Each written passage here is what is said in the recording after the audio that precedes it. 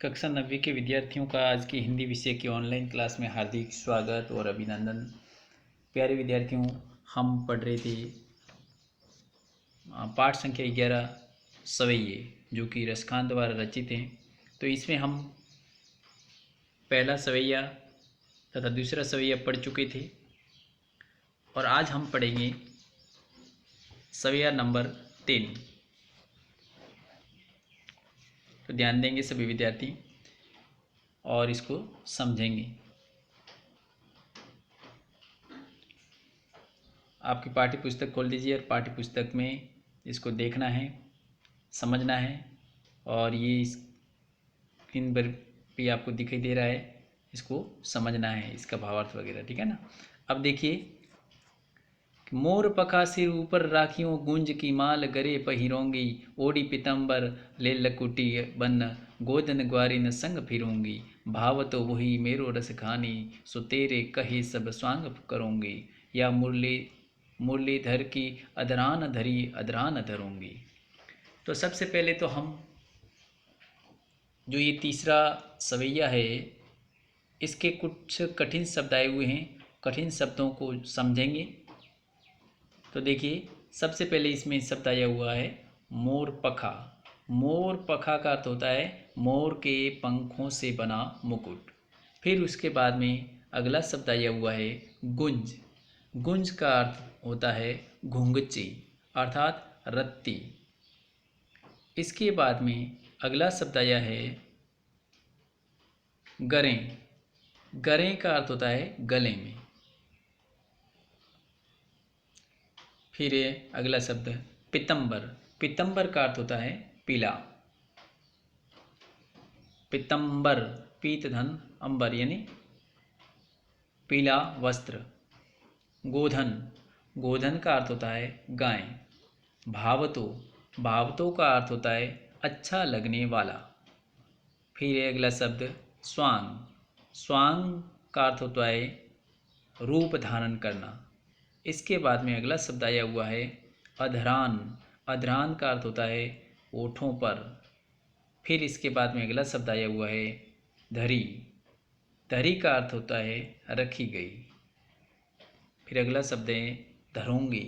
धरोंगी का अर्थ होता है रखूंगी या रखूंगी। तो ये इस प्रकार से इसमें कुछ कठिन शब्द आए हुए थे, वो भी आपको समझा दिए गए। अब आपको इस सवैये में क्या बताया गया है, यानी इसकी व्याख्या करनी है। हाँ, इसका आशय क्या है वो समझना है। तो इसकी सबसे पहले हम इसका प्रसंग लिखेंगे। प्रसंग में ये लिखेंगे कि प्रस्तुत सवैया हमारी हिंदी की पाठ्य पुस्तक क्षितिज के अंतर्गत कवि रसखान द्वारा रचित सवैये नामक शीर्षक से लिया गया है। फिर उसके बाद में व्याख्या। व्याख्या में आगे इसको समझेंगे और लिखेंगे इस प्रकार से। तो देखिए, मोर पका सिर ऊपर राखियों गुंज की माल गरे पहिरोंगी, ओढ़ी पीतंबर ले लकुटी बन गोदन ग्वारिन संग फिरोंगी। तो इसमें कवि रसखान कहते हैं कि कृष्ण प्रेम में विभोर एक गोपी अपनी सखी के अनुरोध पर श्री कृष्ण की वेशभूषा धारण करने के लिए तैयार हैं। वह श्री कृष्ण की भांति अपने सिर पर मोर मुकुट और गले में गुंजाओं से बनी माला धारण कर लेगी। फिर आगे अगली पंक्ति के भाव तो वही मेरो रस खानी, सो तेरे कहे सब स्वांग करूंगी, या मुरलीधर की अदरान धरी अदरान धरूंगी। वह कृष्ण के समान पीताम्बर धारण करके हाथ में लाठी लिए वन में गाय चराने को भी प्रस्तुत है, अर्थात गाय चराने के लिए भी वह तैयार हैं। फिर आगे श्री कृष्ण उसके मन को भा गए हैं, अतः वह सखी के अनुरोध पर कृष्ण का पूरा स्वांग रचने को तैयार हैं। किंतु श्री कृष्ण द्वारा होठों पर रखी गई मुरली को वह अपने होठों पर रखना कभी स्वीकार नहीं करेगी। श्री कृष्ण के अधरों पर रखी मुरली तो उसके लिए सौतन के समान है। तो इस प्रकार इस तीसरे सवैये का भावार्थ आपको समझ में आ गया होगा और याद करना है। फिर उसके बाद में है चौथा सवैया, तो इसको भी आप ध्यान से पढ़ेंगे समझेंगे।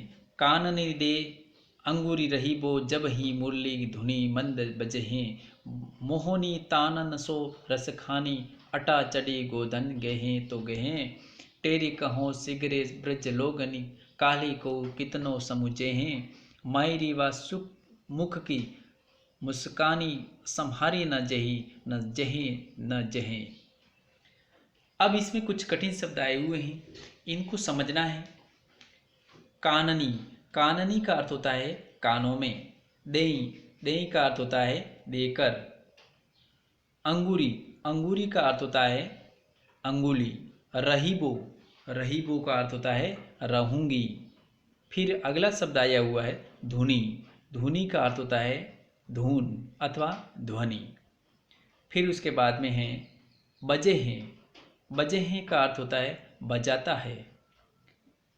फिर अगला शब्द आया हुआ है मोहनी, मोहनी का अर्थ होता है मोहित करने वाली। तानन, तानन का अर्थ होता है तानों से। अटा का अर्थ होता है अट्टालिका अर्थात महल। फिर अगला शब्द आया हुआ है गोधन, गोधन का अर्थ होता है एक लोकगीत। फिर अगला शब्द है गेहे यानी गाय। टेरी, टेरी का अर्थ होता है पुकार कर बुलाना। टेरी का अर्थ क्या होता है पुकार कर बुलाना। उसके बाद में अगला शब्द आया हुआ है सीगरे, सीगरे का अर्थ होता है सारे। फिर अगला शब्द है काल्ही, काल्ही का अर्थ होता है कल। फिर अगला शब्द है को, को का अर्थ होता है कोई भी। फिर इसके बाद में अगला शब्द आया हुआ है मायरी यानी हे माँ। वाह, वाह का अर्थ होता है उस। फिर अगला शब्द है संहारी न जहे यानी संभाली नहीं जाएगी। तो इसमें ये कठिन शब्द आए हुए थे, आप सभी ने समझ लिए। अब इसके बाद में इसका आशय क्या है, इसका भावार्थ वो हम समझेंगे। तो सभी विद्यार्थी ध्यान से समझेंगे, याद करेंगे। हाँ, तो ये पंक्तियाँ आपके सामने जस्ट दिख रही हैं। काननी दे अंगूरी रहीबो जब ही मुरली धुनी मंद बजहे, मोहनी तानन सो रस खानी अटा चढ़ी गोधन गेहे तो गेहे। अब इसमें कवि रसखान कहते हैं कि कृष्ण की बांसुरी को धुन से मग्न एक गोपी का कथन है कि यदि किसी प्रकार उस कृष्ण की मधुर बांसुरी की धुन उसके कानों में पड़ गई तो वह अपने वश में नहीं रह पाएगी। फिर आगे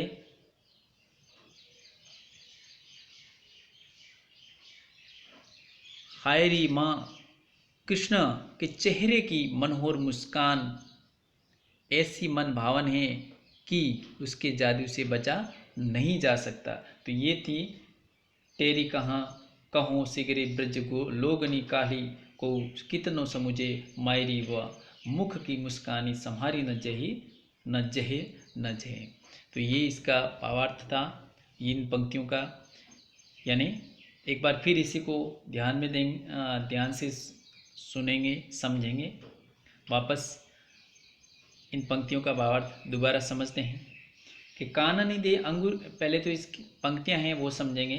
काननी दे अंगूरी रहीबो जब ही मुरली धुनी मंद बजहे, मोहनी तानन सो रस खानी अटा चढ़ी गोदन गेहे तो गेहे, मायरी वास मुख की मुस्कानी संहारी न जहे न जहे न जहे। यानी कहने का मतलब ये कि कृष्ण की बांसुरी की धुन से मग्न एक गोपी का कथन यह है कि यदि किसी प्रकार उस कृष्ण की मधुर बांसुरी की धुन उसके कानों में पड़ गई तो वह अपने वश में नहीं रह पाएगी। हायरी माँ, कृष्ण के चेहरे की मनोहर मुस्कान ऐसी मन भावन है कि उसके जादू से बचा नहीं जा सकता है। तो ये इन पंक्तियों का भावार्थ आपको समझ में आ गया होगा। अब इसके बाद में आपको आपकी पाठ्य पुस्तक में जितने भी प्रश्नोत्तर आए हुए हैं वो सारे आपको याद करना है। आज तक जितना पढ़ाया है उससे संबंधित सारे प्रश्नोत्तर याद करने हैं तथा अगली बार जब भी क्लास लगेगी उस समय आपको टेस्ट के लिए तैयार रहना है। जितने भी चैप्टर पढ़ाए गए हैं उनसे संबंधित आपको टेस्ट में पूछा जाएगा और उसका आंसर आपको लिखना पड़ेगा। हाँ, तो प्यारे विद्यार्थियों, ये पाठ जो 11वां था वो पूरा हो गया और इसके बाद में आपका जो कक्षा कार्य तथा गृह कार्य मिट्स योर पेरेंट ऐप में दे दिया जाएगा। उसमें से देख करके आपको समय पर पूर्ण करना है तथा सबमिट करना है। धन्यवाद।